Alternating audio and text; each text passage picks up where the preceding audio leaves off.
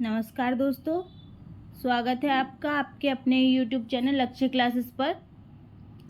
रोज की तरह आज भी हम सामान्य हिंदी के कुछ महत्वपूर्ण प्रश्नों पर चर्चा करेंगे। आप सब लोग जल्दी से जल्दी जुड़ जाइए और सेशन को शेयर कर दीजिए।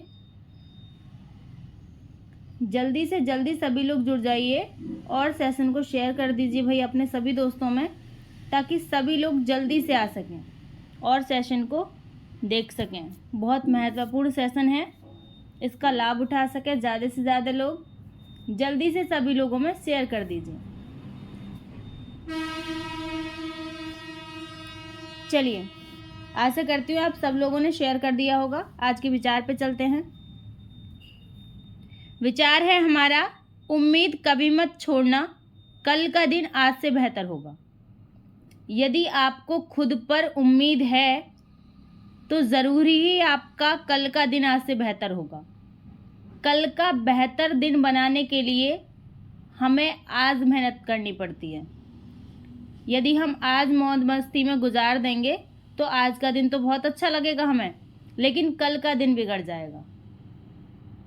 इसीलिए कल को बेहतर बनाने के लिए हमें आज मेहनत करनी पड़ेगी, जब जाके हमारा कल संवर पाएगा। तो हमें आज पे उम्मीद रखनी है और कल को बेहतर बनाना है। उम्मीद कभी छोड़नी नहीं है, तभी हमारा कल बेहतर बनेगा। हमें खुद पे और आज पे दोनों पे उम्मीद रखनी है कि भाई हमें जो काम लेना है, जो टारगेट बना लिया है, उसे आज ही पूरा करना है। तो कल हमारा खुद पे खुद आसान और अच्छा हो जाएगा, हमें खुद ही अच्छा लगेगा। ठीक है, चलिए प्रश्न पे चलते हैं। अब प्रश्न है हमारा, सही शब्द की वर्तनी पहचानिए। अतिवृष्टि, अतिवृष्टि शब्द लिखा हुआ है और बताना है हमें कि शुद्ध वर्तनी कैसे लिखी जाती है अतिवृष्टि की। जल्दी से कमेंट बॉक्स में आंसर दीजिएगा। ये प्रश्न बहुत महत्वपूर्ण है और बहुत सारे एग्जाम में ये प्रश्न पूछा गया है। अतिवृष्टि कैसे लिखा जाता है ये आप बताइएगा। जल्दी से कमेंट बॉक्स में मैसेज कीजिएगा भाई।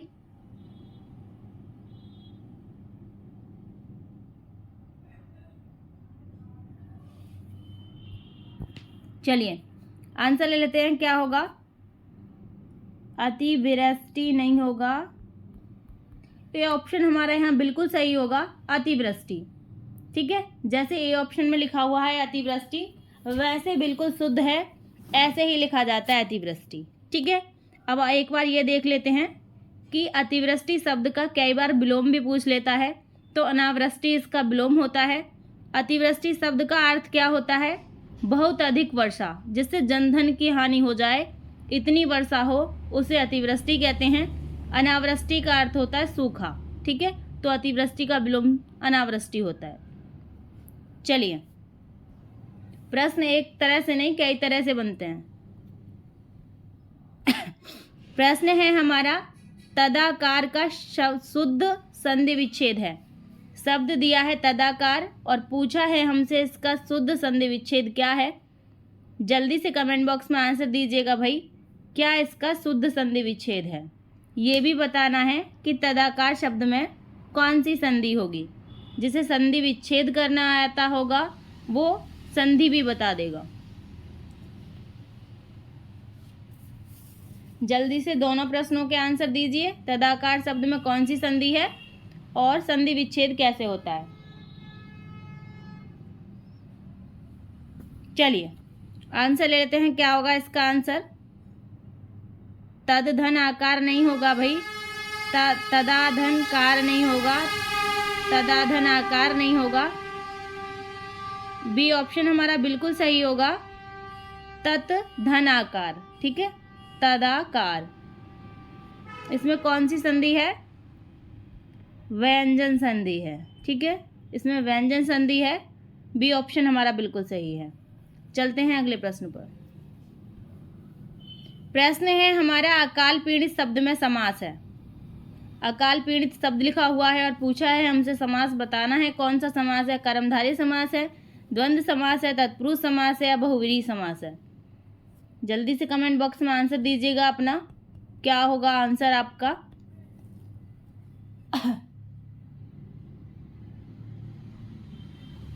चलिए आंसर ले लेते हैं। क्या होगा? सबसे पहले आंसर के लिए इससे समास विग्रह करना पड़ेगा, इसके टुकड़े करने पड़ेंगे हमें, ठीक है। जब तक ये जुड़ा हुआ है तब तक हम इसमें समास नहीं बता सकते। सबसे पहले क्या करना पड़ेगा? इसको तोड़ना पड़ेगा, क्योंकि जुड़े हुए में शक्ति होती है, जब टूट जाता है कोई इंसान तो उसमें शक्ति नहीं रहती। अब इसका समास विग्रह कैसे करेंगे? अकाल का अकाल से पीड़ित, ठीक है। अकाल से पीड़ित है, से आया है भाई, कारक विभक्ति जिसमें आती है उसमें क्या होता है? तत्पुरुष समास होता है। सी ऑप्शन हमारा बिल्कुल सही है यहाँ पे, अकाल से पीड़ित, ठीक है, तत्पुरुष समास है।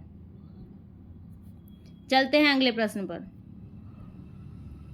प्रश्न है हमारा अंश शब्द का अर्थ है।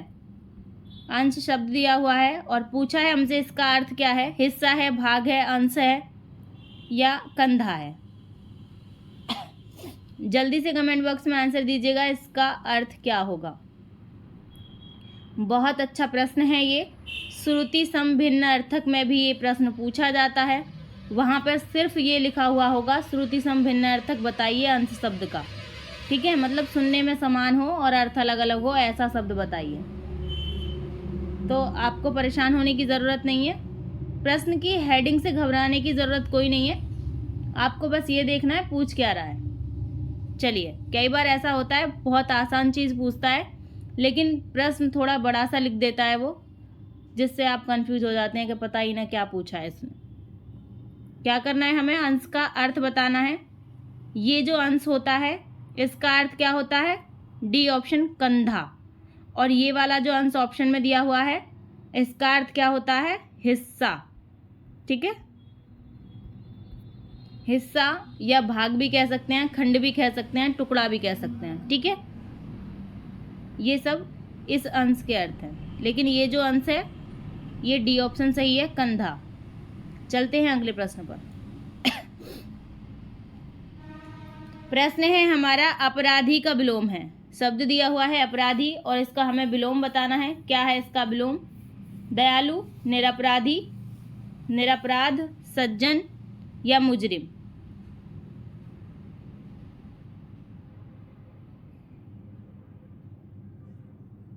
जल्दी से कमेंट बॉक्स में आंसर दीजिएगा भाई, अपराधी का विलोम क्या है?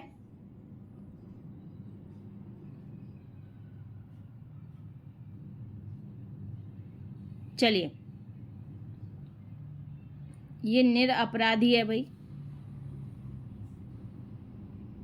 चलिए आंसर ले लेते हैं, क्या होगा अपराधी शब्द का? बी ऑप्शन बिल्कुल सही है हमारा, निरपराधी होता है अपराधी शब्द का विलोम। निरपराधी का मतलब है जिसने कोई अपराध न किया हो, ठीक है। अपराधी का मतलब है आपको पता ही है, जब अपराधी नाम लिया जा रहा है तो उसने अपराध किया है तभी तो उसका नाम अपराधी है, और जिसने कोई अपराध न किया हो उसे निरपराधी कहते हैं। सज्जन आपको पता ही है, इसका विलोम मैं बता देती हूँ क्या होगा। सज्जन का विलोम दुर्जन होगा, दुष्ट भी या कभी कभी ऑप्शन में आ जाता है। मुजरिम का विलोम निर्दोष होगा, दयालु का विलोम क्रूर होगा, ठीक है। चलिए चलते हैं अगले प्रश्न पर। प्रश्न है हमारा दीर्घ सूत्री का अर्थ है। दीर्घ सूत्री का अर्थ क्या होता है ये हमें बताना है। लंबी कद काठी वाला, बहुत देर से प्रतीक्षारत, दीर्घ प्रवचन करने वाला, धीमी गति से कार्य करने वाला। भाई पोल ले लेते हैं हम। पोल क्या है हमारा? रेलगाड़ी यौगिक शब्द है, ये हमारा पोल है। आपको बताना है यस या नो। रेलगाड़ी यौगिक शब्द है, ये प्रश्न है पोल का और आपको इसका आंसर बताना है यस नो में। चलिए इसका आंसर दीजिए प्रश्न का। दीर्घ सूत्री का अर्थ है, क्या है दीर्घ सूत्री का अर्थ? भाई पोल का आंसर भी सभी दिया करो। चलिए, दीर्घ सूत्री का अर्थ क्या होता है? लंबी कदकाठी वाला नहीं होता है, बहुत देरी से प्रतीक्षारत भी नहीं होता है, प्रवचन वाला भी नहीं होता है। डी ऑप्शन बिल्कुल सही है, धीमी गति से कार्य करने वाला, ठीक है। चलिए चलते हैं अगले प्रश्न पर। प्रश्न है हमारा, एक दंत शब्द है, एक दंत शब्द है, ऋण शब्द है, यौगिक शब्द है, योग ऋण शब्द है, या इनमें से कोई नहीं। जल्दी से कमेंट बॉक्स में आंसर दीजिएगा भाई। अच्छा प्रश्न है ये। एक दंत शब्द है, कैसा शब्द है एक दंत, ये हमें बताना है।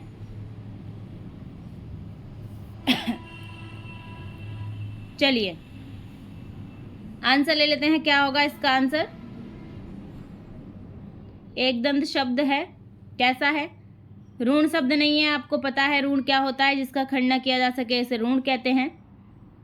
यौगिक किसे कहते हैं, दो भाषाओं के शब्द जुड़े हुए हों, दो अलग अलग भाषाओं के शब्द जब एक जगह जुड़ जाते हैं तो उन्हें यौगिक कहते हैं। योग ऋण शब्द कौन से होते हैं, दो शब्द हों, ऐसा शब्द जिसका कोई एक विशेष अर्थ हो, जैसे बहुव्रीहि समास में होता है, सेम वही है इसमें, इसे योग ऋण शब्द कहते हैं। ठीक है, बहुव्रीहि समास के जो शब्द होते हैं वो भी योग ऋण शब्द में आते हैं। एक दंत बहुव्रीहि समास का शब्द है। बहुव्रीहि समास होता है यदि समास पूछा जाए एक दंत में, और वैसे शब्द पूछा जाए तो योग ऋण शब्द है। ठीक है, इसका कोई विशेष अर्थ है। कैसे विशेष अर्थ है, एक दंत किसे कहते हैं, वह जिसके एक दांत हो, गणेश जी को बोला गया है। ठीक है, चलिए चलते हैं अगले प्रश्न पर।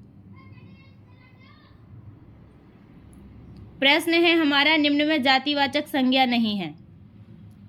क्या जातिवाचक संज्ञा नहीं है, ये आपको बताना है। संत, दीनता, लड़का या दूध। कमेंट बॉक्स में आंसर दीजिएगा आप। इतने में पोल का आंसर बता देती हूँ। पोल था हमारा, रेलगाड़ी यौगिक शब्द है, ये पोल था। सही बात है भाई, रेलगाड़ी यौगिक शब्द है। जो यस वाले हैं उनका सही है, जो नो वाले हैं उनका गलत है। यस वाले कैसे सही हैं, रेलगाड़ी दो शब्दों से मिलके बना है, एक तो रेल और एक गाड़ी। रेल इंग्लिश भाषा का शब्द है और गाड़ी हिंदी भाषा का शब्द है, तो ये दो भाषाओं के शब्दों के मेल से जो बनता है उसे यौगिक शब्द कहते हैं। इसे हिंदी में लोहपत गामिनी भी कहते हैं। ठीक है, चलिए अब इस प्रश्न का आंसर बताइए। निम्न में जातिवाचक संज्ञा नहीं है। चलिए आंसर ले लेते हैं, क्या होगा। संत भाई जातिवाचक संज्ञा है। लड़का तो आपको पता ही है जातिवाचक संज्ञा है। अब आप इन दोनों में घूम रहे होंगे। मुझे पता है इस प्रश्न का आंसर सबका गलत आने वाला है भाई, मुझे पहले से ही पता है कि इस प्रश्न का आंसर सबका गलत आने वाला है। चलिए अब मैं आंसर बता देती हूँ। संत और लड़का हमारे दोनों अलग हो गए क्योंकि ये जातिवाचक संज्ञा है। लेकिन आपको लग रहा होगा कि दूध जातिवाचक संज्ञा नहीं है, लेकिन आप गलत हैं। यहाँ पर बी ऑप्शन यहाँ बिल्कुल सही है। दीनता शब्द जो है ये जातिवाचक संज्ञा नहीं है, ये भाववाचक संज्ञा है। ठीक है, अब डी पे बात कर लेते हैं, दूध पे। दूध को आप समझ रहे होंगे द्रव्यवाचक संज्ञा। जितनी भी द्रव्यवाचक संज्ञा है, एक दो अपवाद को छोड़ के, यदि द्रव्यवाचक ऑप्शन में ना हो तो सभी द्रव्यवाचक संज्ञाएं जातिवाचक संज्ञा में आती हैं। कैसे आती हैं ये भी मैं समझा देती हूँ। किसी ने आपको नहीं बताया होगा और ना ही ये किसी ने समझाया होगा, लेकिन मैं आपको समझा रही हूँ। सभी द्रव्यवाचक संज्ञाएं जातिवाचक संज्ञा में आती हैं। कैसे आती हैं, दूध, भैंस का भी दूध होता है, गाय का भी दूध होता है, बकरी का भी दूध होता है, कई तरह का दूध होता है। दूध एक ही दूध नहीं होता। ठीक है, माँ का भी दूध होता है। तो दूध कई प्रकार का होता है और जिसके कई सारे प्रकार हों उसे जातिवाचक संज्ञा में रखते हैं, उसकी एक जाति बन गई। ठीक है, ऐसे ही द्रव्यवाचक संज्ञा में हम तेल को लेते हैं। सरसों का भी तेल होता है और गोला का भी तेल होता है और बहुत सारे तेल होते हैं, बहुत सारे प्रकार हैं तेल के, वो जाति में आ गए सब।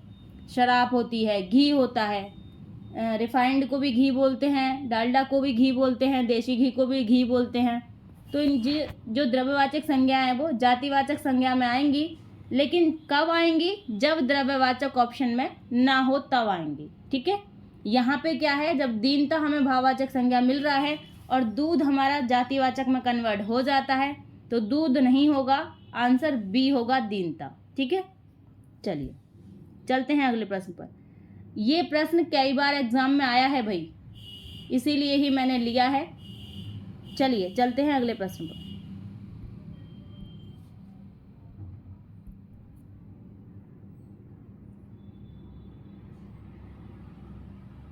प्रश्न है हमारा औरस का विलोम शब्द है।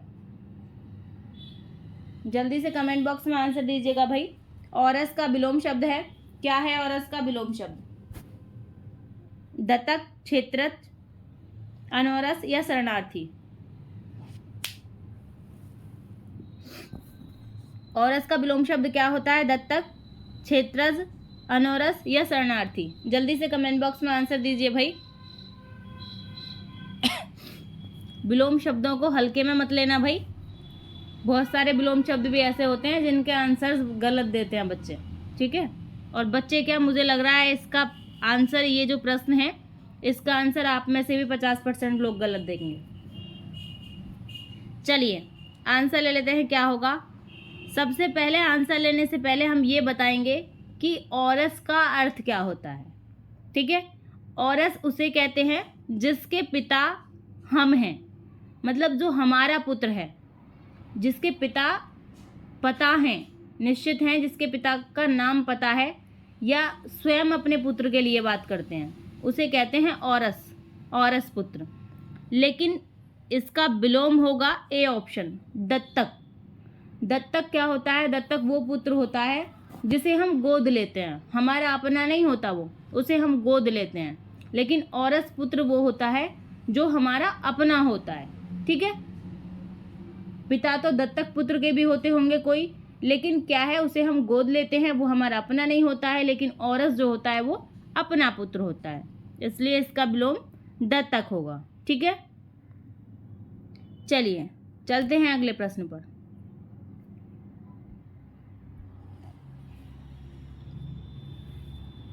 प्रश्न है हमारा, ए का उच्चारण स्थान है। ए शब्द दिया है और इसका उच्चारण स्थान हमसे पूछा है, क्या है? कंठ तालव्य है, कंठोष्ठ है, दंतोष्ठ है या ओष्ठ है? जल्दी से कमेंट बॉक्स में आंसर दीजिएगा। प्रश्न आज के बहुत अच्छे हैं भाई, प्रश्न रोज अच्छे रहते हैं लेकिन आज के भी अच्छे हैं। इतने हम क्या लेते हैं, पोल ले लेते हैं। पोल क्या है हमारा? राजपुत्र में कर्मधारय समास है, शब्द है हमारा राजपुत्र और उसमें कर्मधारय समास है। ये आपको यस नो में बताना है या नहीं है। चलिए इतने, अब प्रश्न का आंसर ले लेते हैं हम। क्या है? ए का उच्चारण स्थान है। क्या है ए का उच्चारण स्थान भाई? जल्दी से आंसर दीजिए भाई। चलिए, ओष्ठ नहीं होगा भाई, दंतोष्ठ नहीं होगा, कंठोष्ठ नहीं होगा। ए ऑप्शन हमारा बिल्कुल सही है, कंठ तालव्य है ए का उच्चारण स्थान। कैसे है ये मैं बता देती हूँ, ठीक है। ये जो शब्द है, ए शब्द नहीं है भाई, ये वर्ण है, ठीक है। ये ए और ई से मिलकर बना है, ठीक है। ए जो होता है ये कंठ वर्ण होता है और ई जो होता है ये तालु होता है, ठीक है। इसका उच्चारण स्थान तालु से होता है, ए का उच्चारण स्थान कंठ से होता है। तो इन दोनों को मिला के बना है तो ये कंठ तालव्य हो गया, ठीक है। चलिए चलते हैं अगले प्रश्न पर। प्रश्न है हमारा, यह नदी गर्मियों में भी नहीं सूखती। रेखांकित शब्द है, क्या है ये आपको बताना है। यह है भाई रेखांकित शब्द और ये पूछा है हमसे, यह नदी गर्मियों में भी नहीं सूखती। रेखांकित शब्द है, क्या है? सर्वनाम है, विशेषण है, सर्वनामिक विशेषण है या संज्ञा है? जल्दी से कमेंट बॉक्स में आंसर दीजिएगा भाई।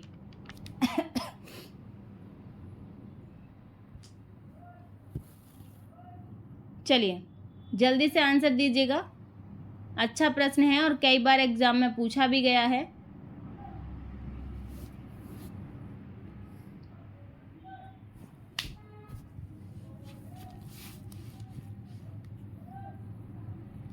चलिए आंसर ले लेते हैं, क्या होगा। यह नदी गर्मी में भी नहीं सूखती। आप सोच रहे होंगे कि यह सर्वनाम है, लेकिन सर्वनाम नहीं है। आप सोच रहे होंगे विशेषण है, विशेषण भी नहीं है। आप सोच रहे होंगे संज्ञा है, तो संज्ञा भी नहीं है। सी ऑप्शन यहाँ सही है, सर्वनामिक विशेषण है, यहाँ पर यह है, ठीक है। क्यों है? क्योंकि ये सर्वनाम भी है और विशेषण भी है। ठीक है, जब सर्वनाम विशेषण के रूप में प्रयोग होता है तो वहाँ पे सर्वनामिक विशेषण होता है। ठीक है, यही तो बता रहा है हमें, एक तरह से ये नदी की विशेषता बता रहा है कि यह नदी गर्मियों में भी नहीं सूखती है। किससे पता चल रहा है हमें क्या नहीं सूखती है गर्मियों में? यह नदी एक तरह से क्या कर रहा है, विशेषता का काम कर रहा है, विशेषता बता रहा है, विशेषण है। लेकिन यह सर्वनाम में भी आता है, तो जब दोनों हैं तो दोनों ऑप्शन हम यहाँ नहीं लगाएंगे, लेकिन इसमें हमें दोनों ऑप्शन मिल रहे हैं सर्वनामिक विशेषण। ठीक है, तो ये हो गया सर्वनामिक विशेषण। आपको याद रखना है, ये कई बार एग्जाम में पूछा गया है और बच्चे सर्वनाम लगा देते हैं और फिर घर आके ये कहते हैं ओ सही है, ये हमारा यह सर्वनाम ही तो होता है। लेकिन यदि सर्वनामिक विशेषण ऑप्शन में दे रखा है तो ये दोनों हैं, विशेषण में भी आएगा यहाँ पर और सर्वनाम में भी आएगा, क्योंकि नदी से पहले लगा हुआ है तो नदी की विशेषता बता रहा है, विशेषण है ये और सर्वनाम भी है। ठीक है, तो सर्वनामिक विशेषण में आ गया। चलते हैं अगले प्रश्न पर। प्रश्न है हमारा, आग लगने पर कुआं खोदना मुहावरे का अर्थ। आग लगने पर कुआं खोदना मुहावरे का अर्थ बताना है। आग लगाकर कुआं खोदना, जानबूझकर विपत्ति मोल लेना, आपत्ति आते पर प्रयास करना। आते नहीं है भाई, यहाँ आने हैं। ठीक है, आपत्ति आने पर प्रयास करना। ठीक है, दूरदर्शी होना। जल्दी से कमेंट बॉक्स में आंसर दीजिएगा भाई। इतने हम क्या करते हैं, पोल का आंसर ले लेते हैं। पोल क्या था हमारा, राजपुत्र में कर्मधारय समास है। ठीक है, इसमें जो नहीं वाले हैं वो सही हैं, जो यस वाले हैं वो गलत हैं। कैसे गलत हैं? यस वाले भाई गलत हैं यहाँ पर और नहीं वाले सही हैं, क्योंकि राजपुत्र में कर्मधारय समास नहीं होता। क्या होता है? राजा का पुत्र, का लगा है कारक विभक्ति, तो क्या हो गया? तत्पुरुष समास हो गया। ठीक है, राजपुत्र में तत्पुरुष समास है भाई। पोल का आंसर हमारा क्या है? नहीं वाले सही हैं। चलिए अब इसका आंसर ले लेते हैं। आग लगने पर कुआं खोदना।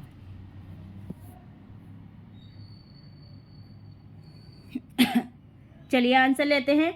आग लगाकर कुआं खोदना नहीं होता है, जानबूझकर विपत्ति मोल लेना नहीं होता है, दूरदर्शी होना तो बिल्कुल नहीं होगा। सी ऑप्शन बिल्कुल सही है। यहाँ आपत्ति आने पर प्रयास करना, मतलब आग लग जाए तब तुम कुआं खोदोगे, जब जाके उसे बुझाओगे, मतलब आपत्ति आ गई है जब आप प्रयास करेंगे उसके लिए कुछ, मतलब पहले से आप उसके लिए प्रयास नहीं करेंगे। एग्ज़ाम कल है, जब आप पढ़ना स्टार्ट करेंगे, पहले से पढ़ो भाई, पहले से ही पढ़ना पड़ेगा। आप जब एग्ज़ाम आ गया तब पढ़ने से क्या फ़ायदा है? इसका मतलब है पहले से जो कोई उपाय ना करे तो उसे क्या कहते हैं? आग लगने पर कुआं खोदना। चलिए चलते हैं अगले प्रश्न पर। प्रश्न है हमारा, निम्न में शुद्ध वाक्य है। शुद्ध वाक्य कौन सा है ये हमें बताना है। तुमने अच्छा काम करा, इस काम में देर भी होनी स्वाभाविक थी, आप जाएंगे क्या? केवल 2 उपाय हैं भाई, कौन सा सही है ये आपको बताना है। जल्दी से कमेंट बॉक्स में आंसर दीजिए।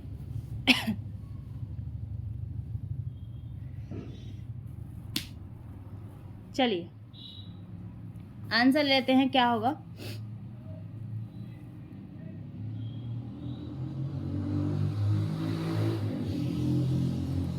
पहला है हमारा, तुमने अच्छा काम करा। करा होता है भाई, तुमने अच्छा काम किया होता है, किया होता है, करा नहीं होता। इस काम में देर भी होनी स्वाभाविक थी। वैसे तो यही गलत है कि भी नहीं लगनी चाहिए थी, ये निपात में आता है, बिना भी के भी हो सकता था ये काम, लेकिन इस काम में देर भी होना स्वाभाविक था, ऐसे भी तो हो सकता था ना, ये होनी स्वाभाविक थी ऐसा ज़रूरी नहीं था। ठीक है, क्या आप जाएंगे, ये सही है क्या? क्या आप जाएंगे क्या? ऐसे होना चाहिए था या ऐसे होता क्या आप जाएंगे? ऐसे होना चाहिए था क्या आप जाएंगे, प्रश्नवाचक चिन्ह पहले लगना चाहिए था। ठीक है, क्या आप जाएंगे जब शुद्ध होता। डी ऑप्शन बिल्कुल सही है, केवल 2 उपाय हैं। ठीक है, चलते हैं अगले प्रश्न पर। प्रश्न है हमारा, निम्न में अकर्मक क्रिया है। अकर्मक क्रिया कौन सी है भाई, ये आपको बताना है। सजाना, टहलना, उठाना या चुराना। जल्दी से कमेंट बॉक्स में आंसर दीजिए भाई, अकर्मक क्रिया कौन सी है।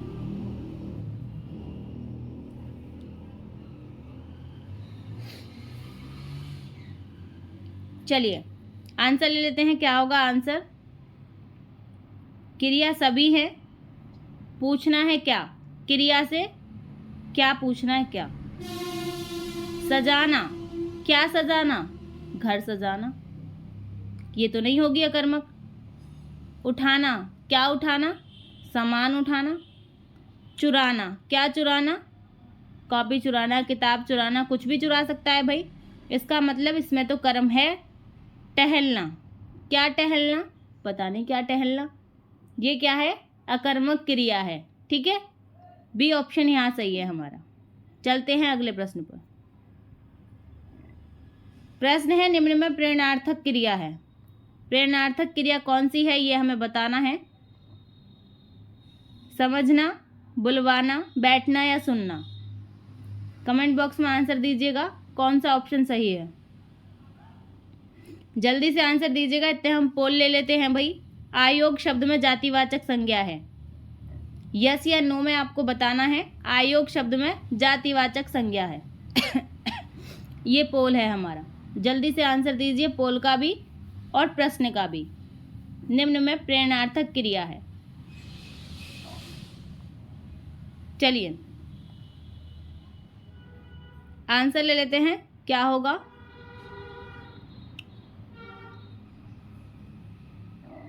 जो क्रिया हम खुद करते हैं वो प्रेरणार्थक क्रिया नहीं होती है। प्रेरणार्थक क्रिया में बहुत ज़्यादा चतुर व्यक्ति होता है, दूसरों से कार्य करवाता है। ठीक है, समझना, समझेंगे तो भाई हम खुद, हमें खुद को क्रिया करनी पड़ेगी, वहाँ पे खुद समझेंगे।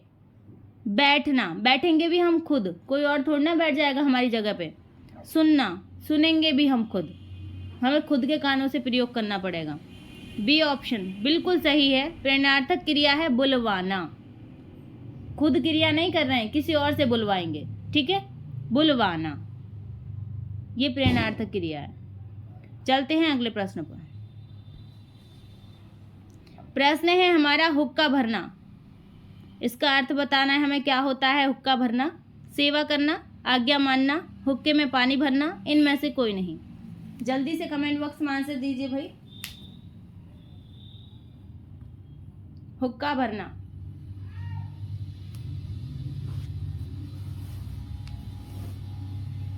चलिए हुक्का भरना 2 अर्थों में प्रयोग होता है। ठीक है, एक तो आप ये भी सेंस लगा सकते हैं इसका, तुम तो ऐसे ही हुक्का भरोगे, मतलब तुम दूसरों की सेवा गलत वे में करोगे। एक ये होता है कि बुढ़ापे में मैं ही आपका हुक्का भरूंगा, इसका मतलब है मैं ही आपकी सेवा करूंगा बुढ़ापे में। ठीक है, तो क्या होगा, ए ऑप्शन हमारा बिल्कुल सही होगा, हुक्का भरना।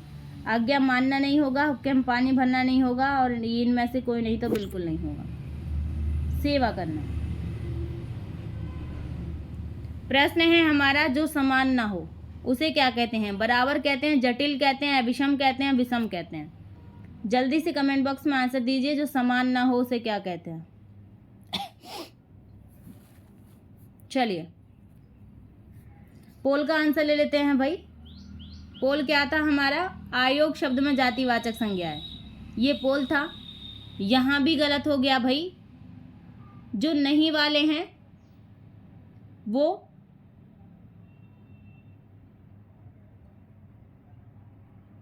पोल था हमारा, आयोग शब्द में जातिवाचक संज्ञा है। ठीक है, जातिवाचक संज्ञा नहीं है भाई, जो नहीं वाले हैं वो सही हैं और जो यस वाले हैं वो गलत हैं। ठीक है, आयोग शब्द में जातिवाचक संज्ञा नहीं है। कौन सी संज्ञा है जातिवाचक नहीं है, तो आयोग एक समूह होता है, कई सारे लोग बैठे होते हैं वहाँ पे, समूह होता है। ठीक है, समूहवाचक संज्ञा है, जातिवाचक संज्ञा नहीं है। आयोग समूहवाचक संज्ञा है। चलिए अब प्रश्न का आंसर ले लेते हैं। जो समान ना हो, बराबर, जटिल, अविषम, विषम। बराबर तो उसे कहते हैं जो समान हो, लेकिन यहाँ पूछा है समान ना हो, तो जटिल, कठिन को कहते हैं। अविषम मतलब समान ही हो गया। डी ऑप्शन सही है। विषम, विषम का मतलब है जो समान ना हो। चलते हैं अगले प्रश्न पर। प्रश्न है हमारा, चंद्रशेखर शब्द में समास है। चंद्रशेखर शब्द में कौन सा समास है ये हमें बताना है। तत्पुरुष समास, कर्मधारय समास, बहुव्रीहि समास, द्विगु समास। जल्दी से कमेंट बॉक्स में आंसर दीजिएगा भाई, कौन सा समास है चंद्रशेखर शब्द में। सबसे पहले इस समास का विग्रह करेंगे हम। चंद्रशेखर शब्द का विग्रह करेंगे तभी हम समास बता पाएंगे। विग्रह कैसे करेंगे हम। चंद्र है जिसके सिर पर, उसे कहते हैं चंद्रशेखर। शेखर सिर को कहते हैं भाई। चंद्र है जिसके सर पर, कौन है वो जिनके सिर पर चंद्र है। शिव हैं, शिव जी के सिर पर चंद्रमा है। ठीक है, शिव के लिए बोला गया है, बहुव्रीहि समास है। चंद्र हैं जिसके सिर पर, चंद्रशेखर। चलिए चलते हैं अगले प्रश्न पर। प्रश्न है हमारा, हिंदी साहित्य के किस भाव को व्यभिचारी भाव भी कहा जाता है। किसे व्यभिचारी भाव भी कहा जाता है। विभाव को, अनुभाव को, स्थायी भाव को या संचारी भाव को। जल्दी से कमेंट बॉक्स में आंसर दीजिएगा भाई, ऐसा कौन सा भाव है जिसे व्यभिचारी भाव भी कहा जाता है। अच्छा प्रश्न है, जल्दी से आंसर दीजिएगा।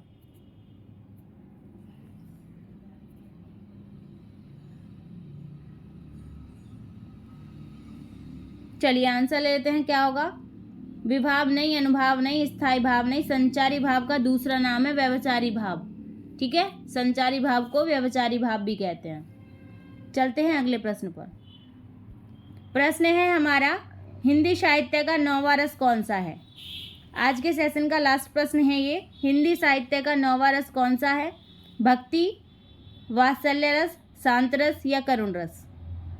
भक्ति रस, वात्सल्य रस, शांत रस या करुण रस, कौन सा है 9वां रस, ये हमें बताना है।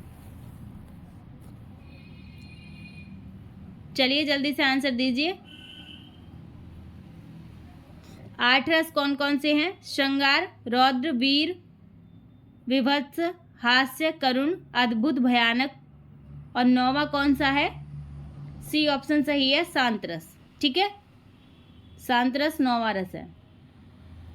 इतनी देर तक बने रहने के लिए धन्यवाद भाई। आपसे विनम्र निवेदन है, सेशन को लाइक शेयर कीजिएगा भाई। ज़्यादा से ज़्यादा अपने दोस्तों में शेयर कीजिएगा सेशन को। आपके सपोर्ट की ज़रूरत है, सपोर्ट कीजिएगा भाई। आपके लिए महत्वपूर्ण प्रश्न लाना काम हमारा है, लेकिन सेशन को शेयर करना काम आपका है। तो आप अपना काम कीजिए और हम अपना काम करते हैं। धन्यवाद।